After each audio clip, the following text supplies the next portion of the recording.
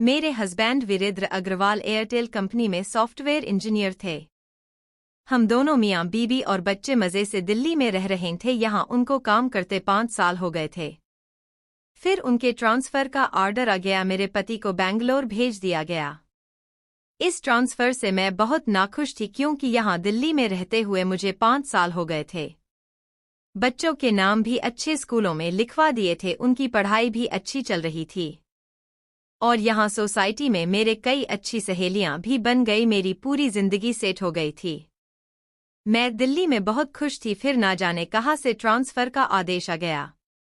मेरे पति ने अपने बॉस से ना नुकुर की तो वो गुस्सा गए और कहने लगे कि आपको 1 लाख महीना की सैलरी मिलती है, आपको तो कंपनी के मुताबिक चलना होगा। मेरे पति बेमन से बेंगलोर चले गए। घर के काम के लिए उन्होंने नाथ नामक एक जवान नौकर रख दिया। पति के जाने के बाद मुझे बहुत बुरा लगा। बस दोस्तों, पूछिए मत इस बारे में। कई हफ्ते मैं रोती रही क्योंकि एक तो मेरे पति मुझे बहुत प्यार करते थे, ऊपर से मुझे हर रात खूब मज़े देते थे। वो मुझे हर रात तरह तरह से खुश करते थे। वो किसी कामदेव से कम ना थे। मैं बहुत रोई, पर पतिदेव को पैसा तो कमाना ही था। सिर्फ प्यार से तो इस दुनिया में कुछ नहीं होता है, पैसे भी चाहिए अच्छी जिंदगी के लिए। किसी तरह मैंने अपने दिल को बहलाना शुरू किया। मैं अपने मोहल्ले की सहेलियों के पास हर दिन किटी पार्टी में जाने लगी। वहां मेरा वक्त आराम से कट जाता था। मेरा नौकर नाथ बहुत मददगार निकला। मैं जो भी उसे काम देती सारा काम कर देता। नाथ यही नोएडा के एक गांव का रहने वाला था, पर था बहुत मस्त बंदा। सुबह जल्दी 6 बजे वो घर आ जाता, बच्चों के लिए नाश्ता बनाता, उनको स्कूल छोड़ने जाता, फिर लौटकर मेरे घर का सारा काम करता। सुबह से शाम तक वो शायद ही आराम करता हो।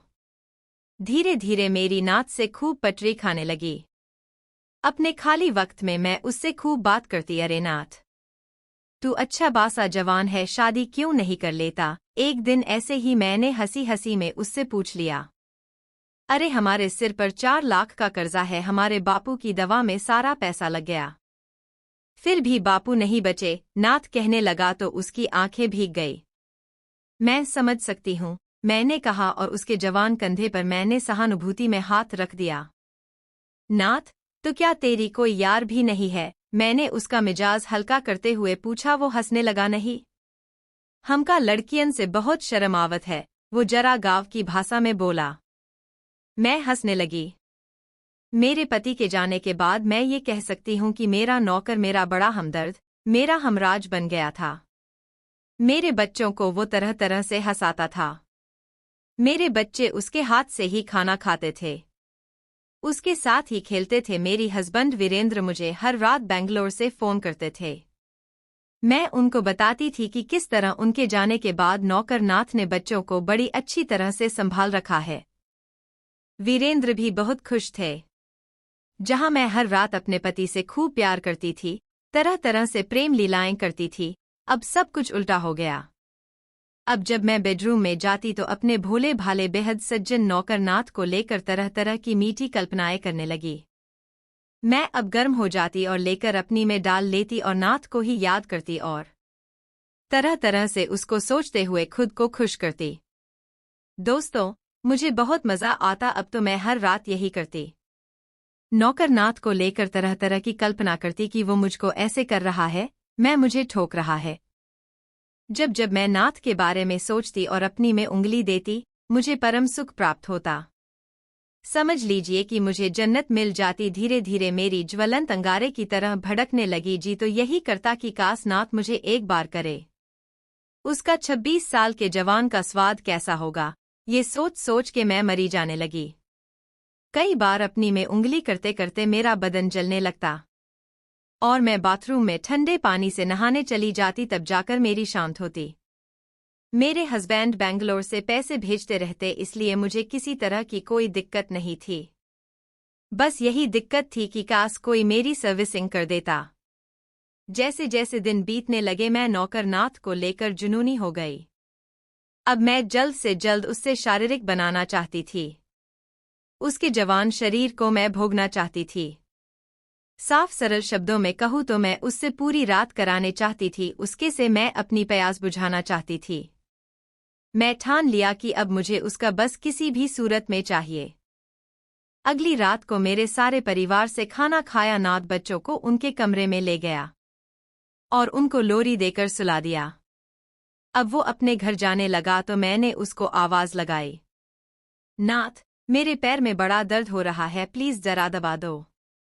वो मेरे बेडरूम में आ गया। मैंने एक मस्त नाइटी पहन ली। रामनाथ मेरे पैर दबाने लगा। मुझे बड़ा मजा आने लगा, पर मुझे उससे पैर नहीं दबवाने थे। नाथ जरा ऊपर, मैंने कहा। वो अब मेरी जांघों पर दबाने लगा। मैंने जानबूझकर अपनी नाइटी ऊपर कर ली। रामनाथ मेरे तरासे हुए बदन को देखकर मंत्रमुग्ध तो था, पर उससे ऐसी वैसी कोई हरकत नहीं कि मैं चाहती थी वो मुझे पकड़ ले और बस ले। पर वो निरा भोंदा बाबा था। मैं अचानक से उसको पकड़ लिया। नाथ, आज मेरी प्यास बुझा दो। मैं कब से तुम्हारे प्यार की प्यासी हूं, मैंने कहा। वो बिल्कुल हड़बड़ा गया। वो डर गया, उनके सिर पर पसीना छूट गया। नहीं नहीं, ये आप क्या कह रही है? आप तो मेरी मालकिन है। मैं आपके साथ ये सब कैसे कर सकता हूं? तुम मुझे मना नहीं कर सकते। मुझे आज रात तुम चाहिए, किसी भी सूरत में। मैं किसी छिनाल की तरह गुस्से में चिल्लाई। मैं बहुत गुस्सा हो गई। हम ये नहीं कर सकते, रामनाथ बोला और वहां से बाहर चला गया। मैं उसको बुलाने पीछे पीछे गई, पर वो शायद कुछ ज्यादा ही घबरा गया था। वो अपने घर चला गया था। मैं उसके जाने पर बहुत बहुत गुस्सा हुई। मैं उसकी मालकिन थी, वो मेरी बात मारे कैसे चला गया। मैं उससे बदला लेना चाहती थी। अगले दिन जब वो आया तो मैंने उसका हिसाब कर दिया। वो नहीं जानता है मैं ऐसा करूंगी। नहीं, मुझे काम से मत निकालो, मुझे पैसों की बहुत जरूरत है। वो हाथ जोड़ के मिन्नतें करना लगा। मैं जान गई कि ऊंट अब पहाड़ के नीचे आ गया है। मैं तुमको काम पर दोबारा रख लूंगी, पर जो काम तुम कल रात अधूरा छोड़ कर गए थे वो तुमको पूरा करना होगा। मैं जब जब तुमको कमरे में बुलाऊंगी तुमको आना होगा, मैंने साफ साफ नाथ से कह दिया। वो फिर से सोच में पड़ गया, पर उसको पैसों की बड़ी जरूरत थी। मैंने ताड़ लिया था। जब रात हो गई तो मैंने धीरे से नाथ को इशारा किया और कहा कि बच्चों को उनके कमरे में जाकर सुला दे, और फिर मेरे कमरे में आए। रात 10 बजे नाथ मेरे कमरे में आ गया। मैं लाल पारदर्शी नाइटी पहन रखी थी। नाथ मेरे बेड पर आ गया। मैंने अपने हाथों से उसकी शर्ट की एक एक बटन खोल दी। मेरे चूसो, मैंने आदेश दिया।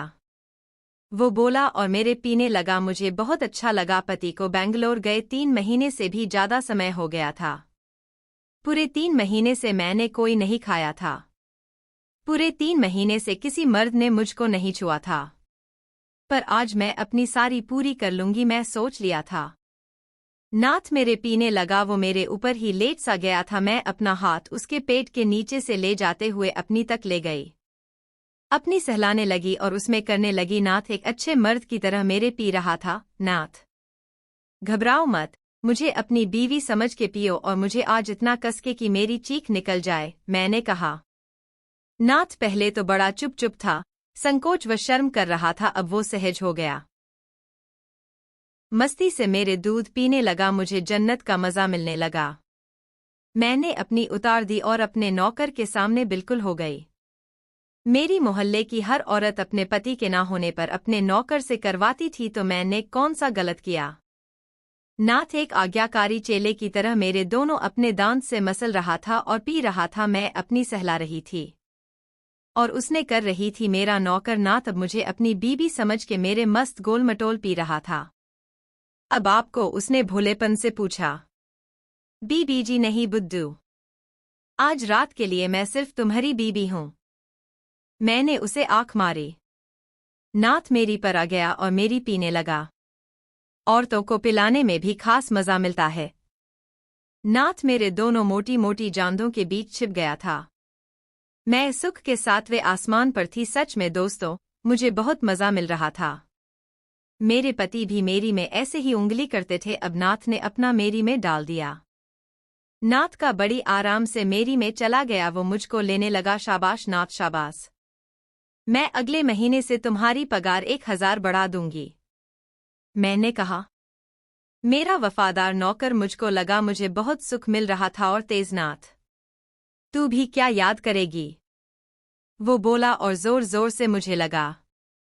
उसके जबरदस्त धक्कों से पूरा बेड चरमराने लगा। कुछ देर बाद उसने शताब्दी ट्रेन जैसी रफ्तार पकड़ ली। अब मेरी चीखें निकलने लगी। मैंने अपनी आंखें बंद कर ली। वो मुझे बहुत अच्छे से रहा। अब वो छोड़ने वाला था।